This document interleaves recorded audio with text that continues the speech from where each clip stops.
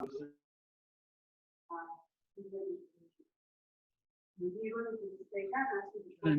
Recording भी हो रही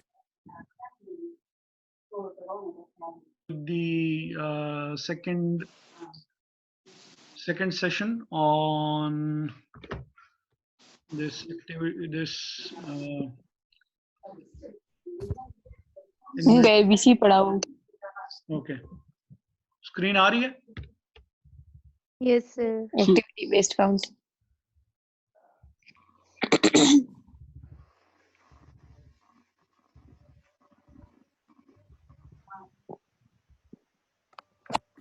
Okay, so the second component of the cost of the components of cost of inventory is basically the cost of conversion. Till now 23 participants have been added. 24. Okay, the second component was the cost of conversion, and it is basically the cost which will be used to convert the raw materials into a final finished form. And basically two subcomponents are included in cost of conversion, one being the direct labor and the other being the sir तो ये present ठीक है जी, अच्छा, one being the direct labor and the other being the overheads. Mics please अपने off कर लें। Sir mics.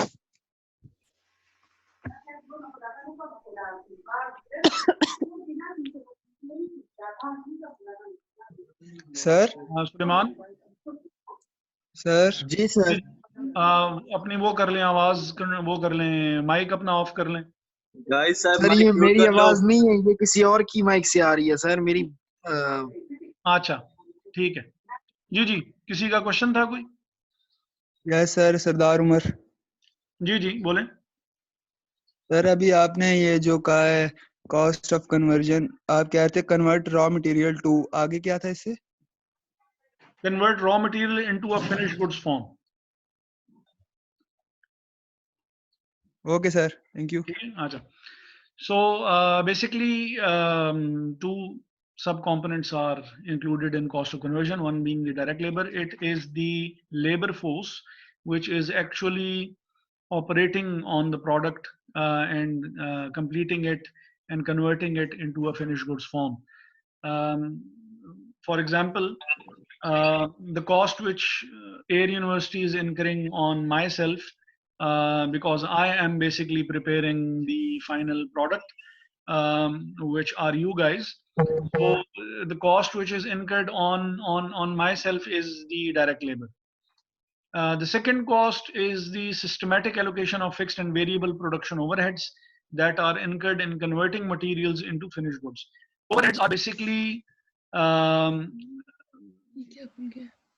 small indirect expenses which are necessary for converting a product into a finished goods form, like in the case of furniture, the nails, the screws, the binding material, which is a glue or anything of that sort, that will be included in the overhead.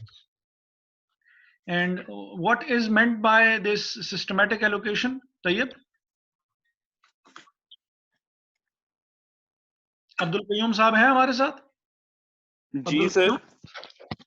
Tayyab यार, ये systematic allocation क्या चीज है of the production overheads, जिसको हम manufacturing overhead? Sir अभी नहीं पता सर, मैं पढ़ रहा हूँ। अच्छा सर मैं बताऊं? जी जी,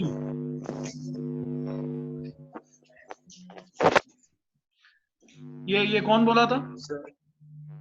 सरदार उमर। सरदार उमर साहब जी। सर ये मेरे ख्याल से जो सिस्टमैटिक एलोकेशन है ना, ये इस पे मतलब एक पॉलिसी पर ना हम कोई डेप्रिसिएशन चार्ज करते हैं, तो आई थिंक वो उसको कहते हैं सिस्टमैटिक एलोकेशन। जवेरिया कमल वो हैं हमारे साथ? एहसन इफ्तिखार साहब? सर मैं आई हमजा। Yes sir. आपने सर ये सिस्टमैटिक एलोकेशन सर। हाँ यस सर। सर मेरे ख्याल से जो सिस्टमैटिक एलोकेशन है वो जो मटेरियल को कन्वर्ट करती है मेरे ख्याल से फिनिश गुड्स में, और मतलब बना एक सिस्टमैटिक वे में। सर मैं आए जी जी मोइन। सर ये डेप्रिसिएशन चार्ज होती है सिस्टमैटिक एलोकेशन मेरे ख्याल से सर ये पॉलिसी के अकॉर्डिंगली, पॉलिसी के अकॉर्डिंगली डेप्रिसिएशन चार्ज होती है सर। सर तैयब सही बोल रहे हैं। सर ये सही बोल रहे हैं सर, डिप्रिसिएशन चार्ज होती है, तब सही बोल रहे हैं सर। मोइन क्या आप क्या कह रहे हैं? सर सिस्टमैटिक एलोकेशन सर कौन सी कॉस्ट किस डिपार्टमेंट में सर जाएगी, उसे कहते हैं systematic allocation. Hamza Babar. Google भी ये बोल रहा है। हमजा बाबर। सर मेरा गलत था। असल में जो सलमान साहब अभी कह रहे हैं ना कि गूगल भी यही कह रहा है, वो डेफिनेशन बेसिकली आपने डेप्रिसिएशन की निकाली हुई है। हम इस वक्त बात कर रहे हैं systematic allocation of the manufacturing overheads, तो that's an entirely different thing. Yes sir. Sir ये सिस्टमैटिक आवाज नहीं आ रही। हाँ हमजा। सर मेरे ख्याल से मे आई स्पीक? जी जी जी जी। सर ये सिस्टमैटिक एलोकेशन यही होगी कि जो एफओएच होगा, जो कि एडमिनिस्ट्रेशन की सारी कॉस्ट होगी, वो सिस्टमैटिकली किसी एक प्रोपोर्शनेटली पूरे जो अपना प्रोडक्ट है उसमें एलोकेट करना है। तो I think that be systematic allocation. मायदा। मायदा। Sir can I? जी जी। सर सिस्टमैटिक एलोकेशन सर होती है कि आपको कितना मटेरियल के हिसाब से कितना लेबर आपको एक डिपार्टमेंट के लिए एलोकेट करना है, the total division of material labour. Maria आप बताएं। सर मेरे ख्याल से ये जो हमजा बाबा कहा था ना, ये ठीक है कि मतलब कि फिक्स और वेरिएबल कहाँ कहाँ जाएंगी। तब उनको अगर मटेरियल को फिनिश गुड्स में लाना है तो कौन कौन सी चीजें फिक्स एसिड में है, कौन सी वेरिएबल में और कौन सी एफओएच में। अच्छा, फंडामेंटल्स ऑफ कॉस्ट अकाउंटिंग आप लोगों ने सब्जेक्ट पढ़ लिया है या नहीं पढ़ा अभी तक? अभी कॉस्ट अकाउंटिंग नहीं सर, अभी नहीं पढ़ा है। कॉस्ट अकाउंटिंग का सब्जेक्ट सर? नहीं पढ़ा अभी तक? सर अभी जी पढ़ सर। बताऊं? पढ़ रहे हैं सर। पढ़ रहे हैं, अच्छा ठीक है फिर। कॉस्ट में ये पढ़ा है सर जी जी। सर इसमें जो फिक्स्ड और वेरिएबल प्रोडक्शन जो हमजा ने बताया, तो इसमें सारे वही ओवरहेड्स आएंगे, लेकिन इसमें ये भी तो आ सकता है ना कि जितने कन्वर्टिंग मटेरियल्स है उसके फिनिश गुड्स में कहाँ कहाँ तक पहुंच रहे हैं, वो क्लियर है कि नहीं, और वो directly volume of production use करें या नहीं, जो इनडायरेक्ट मटेरियल और इनडायरेक्ट लेबर दोनों। अच्छा जी, एफओएच अप्लाइड रेट के बारे में पता है क्या होता है?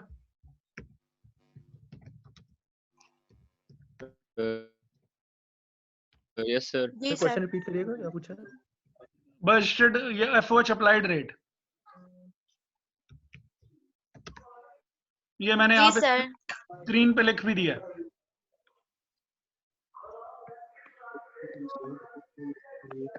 नजर आ सर रहा है ये आपको? पढ़ा है हम लोगों ने। हाँ जी। तो ये जो सिस्टमैटिक एलोकेशन की बात हो रही है, वो बेसिकली इस बजटेड ये जो एफओएच रेट है, वो बेसिकली इस एफओएच रेट की बात कर रहा है वो। यस सर, मैंने एग्जैक्टली किसने एग्जैक्टली यही कहा था? एफओएच अप्लाइड की बात थी? मैंने यही कहा था कि एफओएच का सर मैंने भी तो यही कहा।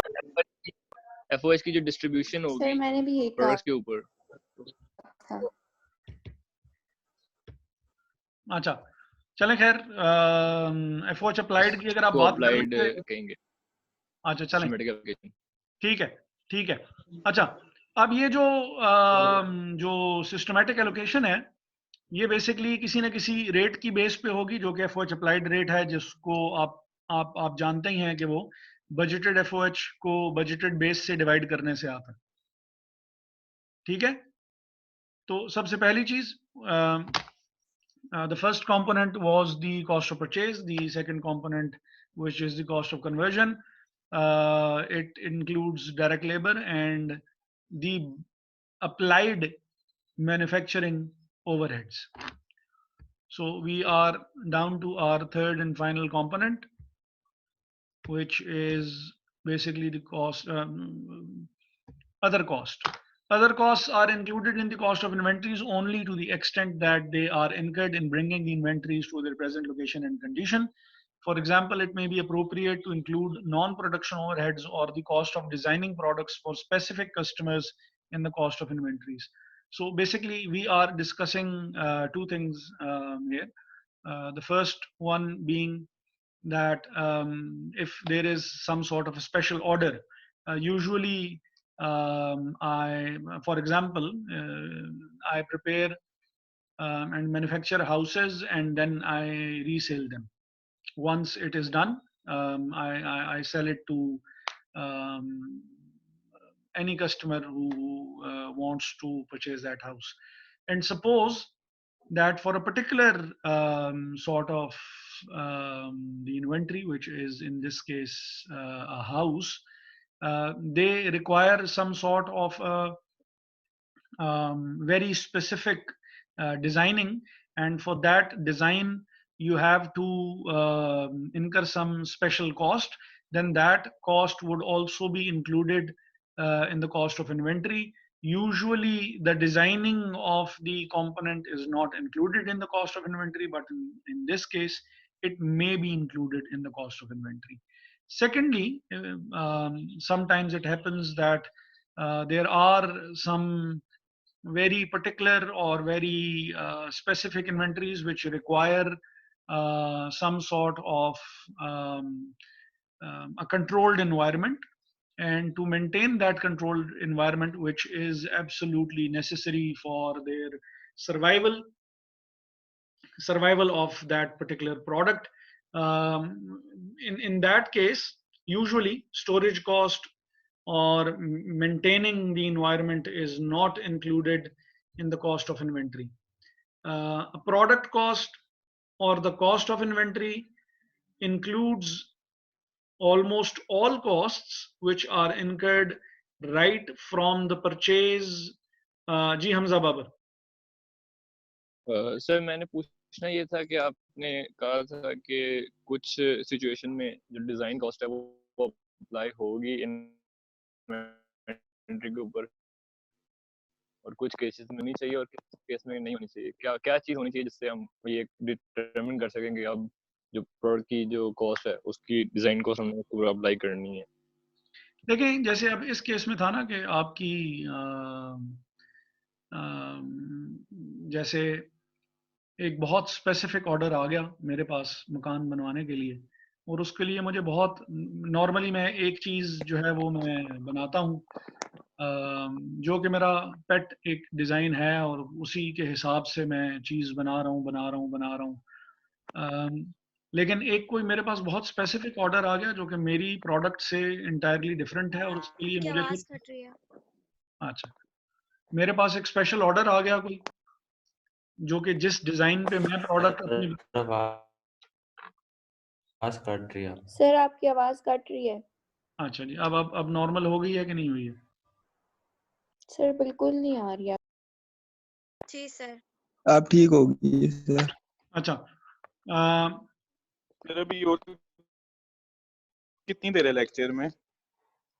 तकरीबन आधा एक घंटा है. सर आधा घंटा है अभी भी? कितना था टाइम? जी 20 मिनट्स या समथिंग लाइक दैट, कुछ इस तरह है. I am not entirely sure. 20 minutes. हाँ जी 20 मिनट्स. 21 मिनट. ठीक है, ठीक. 21 सर. अच्छा सर वो जो पहले आपने डेफिनेशंस वगैरह कराई हैं उसके कोई क्वेश्चन करा दे वरना वो फिर पूछ जाएंगे. जी वो अभी करते हैं. अभी वो इस अभी के लेक्चर में तो हमने सिर्फ चीजें डिस्कस करनी है. नेक्स्ट में फिर हम क्वेश्चंस करेंगे. क्वेश्चंस भी काफी हैं, आपकी बुक में मौजूद भी हैं. वो स्क्रीन में आपके साथ शेयर कर दूंगा, तो वो हमने अभी करने हैं. रहते हैं फिर वो भूल जाते हैं जो आप पहले पर करा देते हैं. जी सर ये कंट्रोल एनवायरनमेंट का जो आप बता रहे थे एक दफा दोबारा रिपीट कर दें. किसका? सर ये अदर कॉस्ट दोबारा रिपीट कर दें. अदर कॉस्ट का जो आप कंट्रोल एनवायरनमेंट का बता रहे थे सर्वाइवल ऑफ प्रोडक्ट के लिए. देखिए यूजुअली जो स्टोरेज कॉस्ट है वो प्रोडक्ट कॉस्ट में शामिल नहीं की जाती है यूजुअली. क्यों शामिल नहीं की जाती है? क्योंकि उस वक्त तक प्रोडक्ट प्रिपेयर हो चुकी होती है, और जो अब कॉस्ट इंकर हो रही होती है that is only necessary to store the product. आपने कहीं ना कहीं तो प्रोडक्ट आपने ऑब्वियसली उसके ऊपर इतना टाइम लगाया है, लगाए हैं, तो आप चाहते हैं कि वो ज़रा उसी हालत में इंटैक्ट रहे और वो कस्टमर तक ट्रांसफ़र या डिलीवर हो जाए। मसलन हर जो प्रोडक्ट है उसके लिए ज़रूरी नहीं है कि एक बहुत ही कंट्रोल्ड एनवायरनमेंट मेंटेन की जाए। मेंटेन की जाए तो अच्छी बात है, फैक्ट्री के अंदर उसकी स्टोरेज या वेयर हाउस हो तो बहुत अच्छी बात है। लेकिन अब फॉर एग्जांपल आइसक्रीम है, आइसक्रीम को अगर आप ठंडी एनवायरनमेंट में मेंटेन नहीं रखेंगे तो आइसक्रीम खराब हो जाएगी। बाज़ मेडिसिन्स ऐसी होती हैं कि जिनके लिए एनवायरनमेंट कंट्रोल करना ज़रूरी होता है। वैक्सीन्स के लिए एनवायरनमेंट का कंट्रोल होना ज़रूरी है। ब्लड है, तो ब्लड के लिए भी अगर आपने कभी देखा हो तो वो उसको कूल टेम्परेचर्स में उसको मेंटेन करके रखते हैं कि उससे वो उनके सर्वाइवल के लिए ज़रूरी है। अदर देन दैट वो प्रोडक्ट जो है वो बिल्कुल ख़राब हो जाएगी। तो ओनली इन दैट केस जो एनवायरनमेंट कंट्रोल कर रहे हैं वो हम कॉस्ट में शामिल करेंगे, क्योंकि और वो वाला वो स्टोरेज कॉस्ट जिसमें अभी तक अब्दुल्ला एक मिनट के लिए फिर मैं आपका क्वेश्चन लेता हूँ कि वो कॉस्ट जो कि अभी प्रोडक्ट जो है वो कंप्लीट हो रही है और हमें टेम्परेचर कोई ख़ास मेंटेन करके रखना है, वो टेम्परेचर की कॉस्ट जो होगी वो भी हम उसमें शामिल करेंगे। स्टोरेज या वो जो एनवायरनमेंट मेंटेनेंस कॉस्ट है वो भी प्रोडक्ट कॉस्ट में शामिल की जाएगी। Other than that once product is prepared उसके बाद फिर जो स्टोरेज की कॉस्ट है वो आ रही है वो प्रोडक्ट कॉस्ट में शामिल नहीं होती, वो एडमिनिस्ट्रेशन कॉस्ट में आती होती है। जी अब्दुल्ला कुछ सवाल पूछ रहे थे आप। सर खाली फिनिश्ड गुड्स के बारे में अदर कॉस्ट आता है या फिर बाकी जो जितने भी हैं वो भी आते हैं, प्रोडक्ट्स जितने होते हैं, या खाली sir I have a question. जी जी आप भी पूछ लें। सर ये जो क्या कहते हैं स्पेसिफिक ऑर्डर्स आते हैं, मतलब स्पेशल ऑर्डर्स आते हैं, क्या कहते हैं अदर देन नॉर्मल वर्क जो हमारा हो रहा होता है, तो उस वो जो सारी चीज जो स्पेशल ऑर्डर आएगा वही अदर कॉस्ट में आएगा? नहीं, स्पेशल ऑर्डर अदर कॉस्ट में नहीं आ रहा। यानी ये वो कॉस्ट्स हैं जो कि देखें, कॉस्ट ऑफ परचेज को तो आइडेंटिफाई करना बहुत आसान है, कॉस्ट ऑफ कन्वर्जन को भी आइडेंटिफाई करना बहुत आसान है। अदर कॉस्ट जो है वो एक ग्रे एरिया है, इसमें चीजें आपको आइडेंटिफाई करनी पड़ेंगी कि ये जरूरी है इसके लिए या जरूरी नहीं। ठीक है, मसलन कोई प्रोडक्ट है जो कि अभी अभी बन रही है, अभी वो बनी नहीं है। ये बहुत इंपॉर्टेंट पॉइंट है कि बन रही है अभी बनी नहीं है, और उसके लिए जो एनवायरनमेंट आपको मेंटेन करके रखनी पड़ रही है, कोई स्पेसिफिक स्टोरेज आपको जो अटेन करके अरेंज करके रखनी पड़ रही है, वो जो स्टोरेज कॉस्ट है वो प्रोडक्ट कॉस्ट में शामिल की जाएगी। या यहाँ पे जैसे एग्जांपल दी गई कि मसलन अगर एक और एग्जांपल लूं तो जब फ्लाइट एक जगह से दूसरी जगह पे जब ट्रांसफर की जाती है तो फ्लाइट से पहले उसकी इंस्पेक्शन होती है, या जब प्रोडक्ट भी प्रोडक्शन रन होने लगता है फैक्ट्री में, जब आप मशीन चलाने लगते हैं तो मशीन को चलाने से पहले उसकी इंस्पेक्शन की जाती है कि यार मशीन पूरा प्रोडक्शन रन पूरा कर पाएगी भी या नहीं कर पाएगी। सपोज कि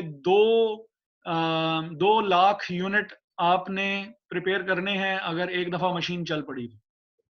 अब अगर मशीन बीच में ब्रेक डाउन होती है तो आपके 2 लाख यूनिट जाया हो जाएंगे, क्योंकि जब मशीन दोबारा से स्टार्ट लेगी तो वो 0 से स्टार्ट लेगी, वो 20 या 30 से स्टार्ट नहीं लेगी।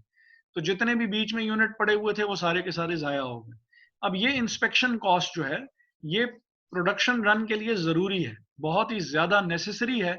इस केस में फिर हम इसको भी प्रोडक्ट कॉस्ट में शामिल कर देंगे, इंस्पेक्शन कॉस्ट के जो है। फ्लाइट उड़ने लगी है, आपने पहले देख लिया कि यार जहाज इस्लामाबाद से लाहौर आराम से पहुंच जाएगा या नहीं पहुंचेगा। अगर कोई मसला है इसको यहीं ठीक कर लिया जाए, ये ना हो कि बीच में जहाज जो है वो भी तबाह हो जाए, लोग भी मर जाएं, जुर्माने भी लग जाएं, नुकसान भी हो जाए। तो अब ये जो इंस्पेक्शन कॉस्ट है ये भी प्रोडक्ट कॉस्ट में शामिल की जाएगी। क्लियर है?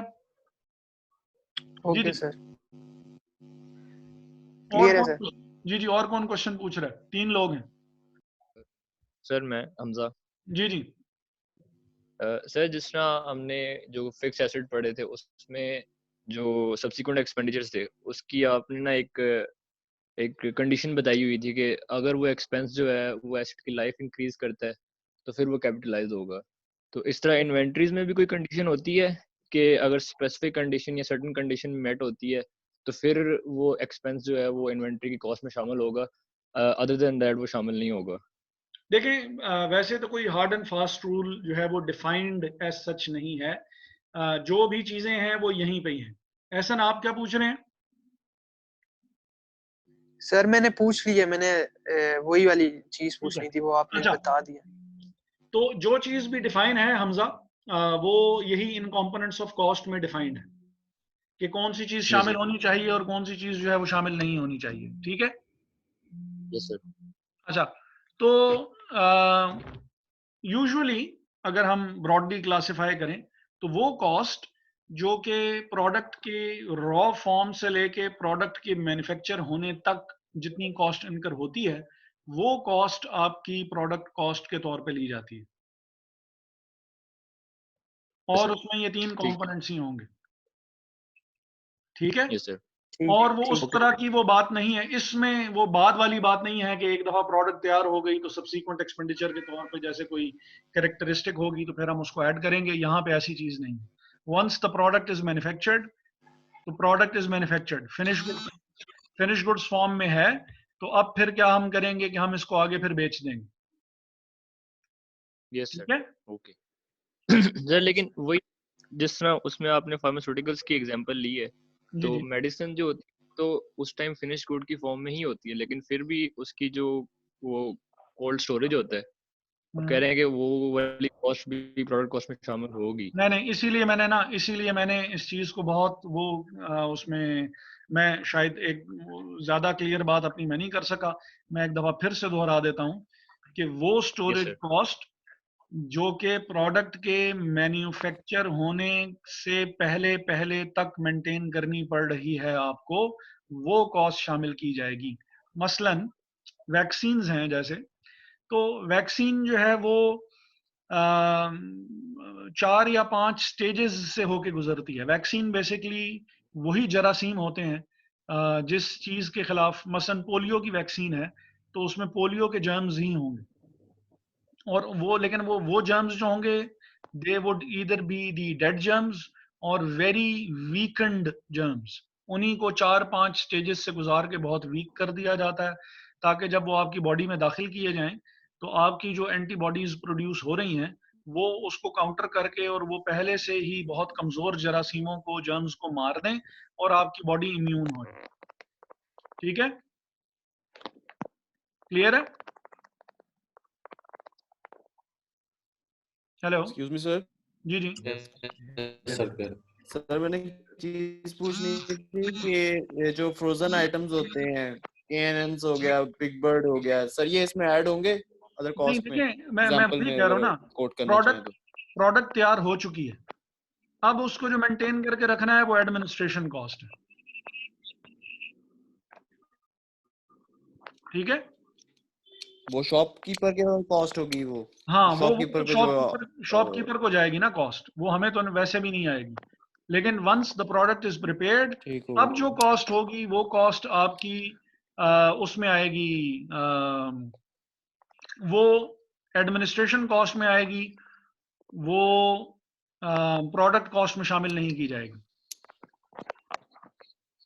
ठीक है। ठीक होगा। अच्छा सर जी जी।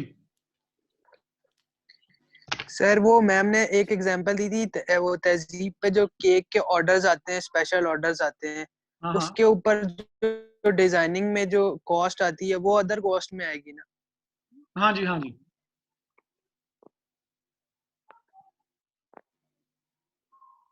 मतलब जो स्पेशल डिजाइन्स के लिए जो कॉस्ट लग रही है और जो उसके ऊपर अलग अलग मैन्युफैक्चर हो रही है, वो अदर कॉस्ट में आएगी या मतलब जो उसके ऊपर डिजाइन का खर्चा आ रहा है वो अलग कॉस्ट में आएगी? दोबारा से क्वेश्चन। सर वो एक स्पेशल ऑर्डर आया उसके लिए बाय चांस वो जो पिक्चर्स वाला आता है कि एक नहीं है कि मेरे पिक्चर का केक बना दे। मेरा ख्याल है कि जो डिस्कशन जो हमारी हुई थी वो लोग भूल चुके हैं, तो let's wrap up the discussion. मुझे यहाँ से ज़रा सिग्नल्स का थोड़ा सा इशू जो है वो हो रहा है, तो बाकी फिर ये है कि इस पे बात फिर हम बाद में करेंगे, ठीक है? Okay sir, okay sir. Next class में आपका इसी टॉपिक का क्विज होगा। ओके सर, अब पेपर तो मुश्किल नहीं बनाएंगे ना, हम बड़े अच्छे बच्चों की तरह बैठे रहे थे। कौन से टॉपिक का? सर कौन सा टॉपिक? ये स्क्रीन देख रहे हैं आप? Yes sir. सर ये अब हमने तो नहीं की ना सर, ये कोई एक बीच में से होते हैं। सर बट हमने नहीं की है।